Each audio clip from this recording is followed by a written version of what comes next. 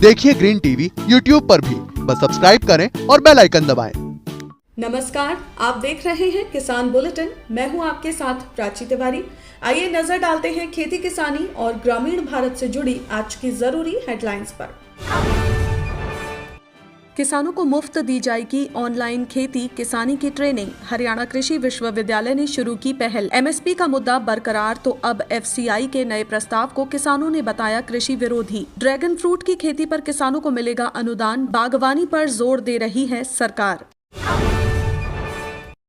देश भर में कृषि विश्वविद्यालय से लेकर कृषि विज्ञान केंद्र तक सभी की कोशिश है कि किसानों को खेती से जुड़ी नई और आधुनिक तकनीकों के साथ ही साथ कृषि से जुड़ी जानकारियां भी समय समय पर उपलब्ध करा सके। तो इसी कड़ी में अब हरियाणा कृषि विश्वविद्यालय द्वारा भी राज्य के किसानों को खेती किसानी की ट्रेनिंग दी जा रही है। मगर एक बार फिर से कोरोना की तीसरी लहर के आने से न सिर्फ किसानों की बल्कि हर व्यक्ति की परेशानी बढ़ गई है।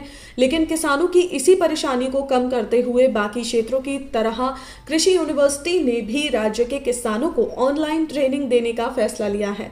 तो अब वीडियो कॉन्फ्रेंसिंग के जरिए किसानों को मुफ्त में हरियाणा कृषि विश्वविद्यालय के वैज्ञानिक किसानों को खेती किसानी की ट्रेनिंग देंगे। इसलिए एचएयू के साइना नेहवाल कृषि प्रौद्योगिकी प्रशिक्षण और शिक्षण संस्थान में एक वीडियो कॉन्फ्रेंसिंग हॉल को आधुनिक सुविधाओं से लैस भी किया गया है। विश्वविद्यालय के कुलपति प्रोफेसर BR कंबोज की माने तो संस्थान की तरफ से किसानों, युवा किसानों, महिलाओं आदि को मशरूम उत्पादन, मधुमक्खी उत्पादन, फलों के वैल्यू एडिशन, डेयरी फार्मिंग, बागवानी, केचुआ खाद प्रोडक्शन से लेकर सब्जी उत्पादन तक की ट्रेनिंग दी जाएगी।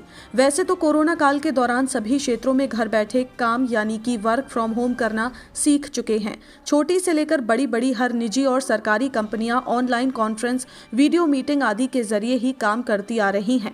लेकिन अब कृषि के क्षेत्र में भी वर्क फ्रॉम होम शुरू किया गया है, जिससे किसान अब घर बैठे ही खेती किसानी की ट्रेनिंग ले सकेंगे और ऑनलाइन ही विभिन्न फसलों की उन्नत किस्मों और आधुनिक कृषि तकनीकों के बारे में आसानी से जानकारी भी हासिल कर सकेंगे।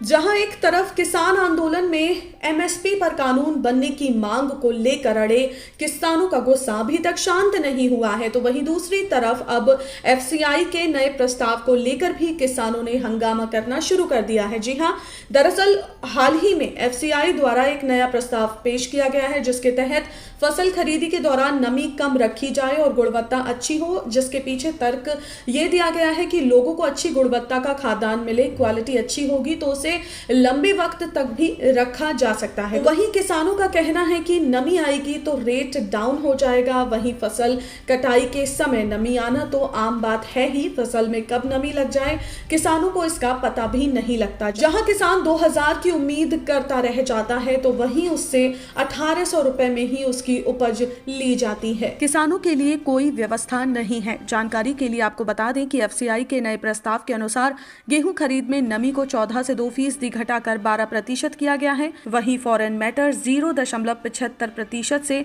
0.50% तक होगा। कम क्षतिग्रस्त गेहूं को 4% से 2% तक किया जाएगा और सिकड़े हुए गेहूं को 6% से 4% करने का प्रस्ताव है। धान की खरीद में नमी को 17 से घटाकर 16%, बदरंग धान की मात्रा 5% से घटाकर 3% करने जैसे कई नियम इस नए प्रस्ताव में शामिल किए गए हैं। ऐसे में किसान इसे कृषि विरोधी प्रस्ताव का नाम दे रहे हैं।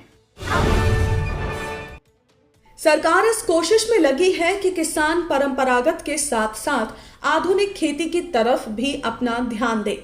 इसके लिए सरकार द्वारा लगातार तरह तरह की योजनाएं भी चलाई जा रही हैं। तो इसी कड़ी में हरियाणा सरकार की तरफ से भी राज्य में ड्रैगन फ्रूट की खेती को प्रोत्साहित किया जा रहा है। सरकार बागवानी फसलों पर सब्सिडी दे रही है। सिरसा में ड्रैगन फ्रूट और अंजीर की खेती करने वाले किसानों को भी बागवानी विभाग की तरफ से 35,000 रुपए प्रति एकड़ की दर से सब्सिडी दी जाएगी। जिले में ड्रैगन फ्रूट और अंजीर का उत्पादन बढ़ाने पर सरकार इसलिए भी जोर दे रही है क्योंकि इनकी बाजार में मांग अच्छी रहती है और इनके भाव भी अन्य फलों के मुकाबले ऊंचे मिलते हैं, जिससे किसानों को फायदा होगा। तो आपको ये भी बता दूं कि ड्रैगन फ्रूट यूनिटी बूस्टर है, इसलिए बाजार में इसकी कीमत 500 रुपए किलो तक आसानी से मिल जाती है। किसान इसकी खेती करके सालाना लाखों रुपए कमा सकते हैं। हरियाणा में जो किसान ड्रैगन फ्रूट और अंजीर की खेती पर सब्सिडी पाना चाहते हैं वो जिला बागवानी विभाग से संपर्क कर सकते हैं। किसानों को बागवानी विभाग की वेबसाइट पर अपना रजिस्ट्रेशन करना होगा। खबर की माने तो ड्रैगन फ्रूट के अलावा सरकार द्वारा राज्य में किसानों को किन्नू, अमरूद, अनार, स्ट्रॉबेरी की खेती पर भी जोर दिया जा रहा है। सरकार का कहना है कि अगर किसान परंपरागत खेती की जगह बाजार आधारित खेती करने पर ध्यान देंगे तो न सिर्फ उन्हें फायदा होगा बल्कि आय में बढ़ोतरी भी हो सकेगी। तो ये थी वो खबरें जिन्हें हमने आपको बताया विस्तार से, लेकिन इसके अलावा खबरें और भी हैं। तो आइए नजर डालते हैं बाकी की खबरों पर भी।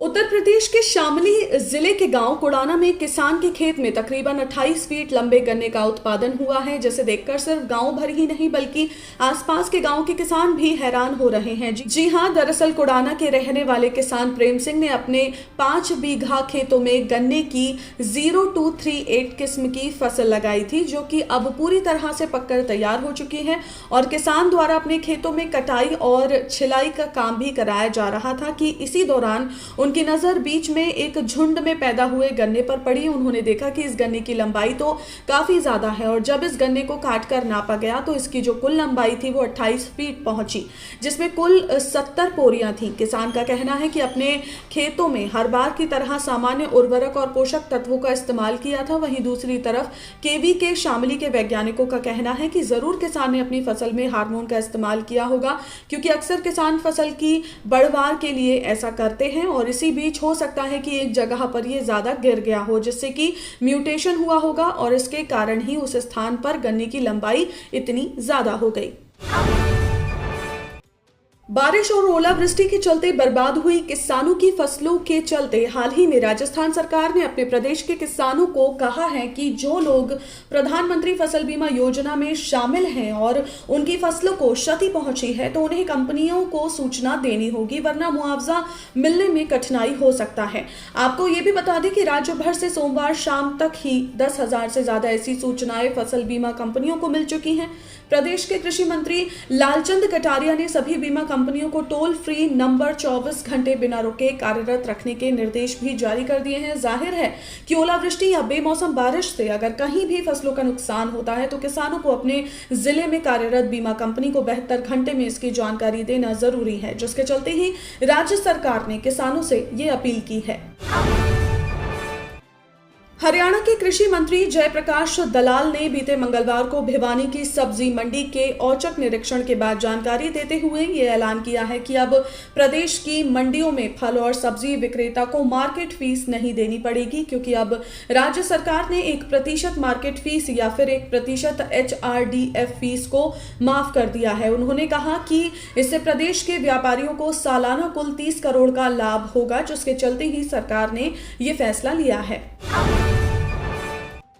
आज के किसान बुलेटिन में फिलहाल इतना ही। आप स्वस्थ रहिए और अपना ध्यान जरूर रखिए। फिलहाल मुझे दीजिए इजाजत। नमस्कार।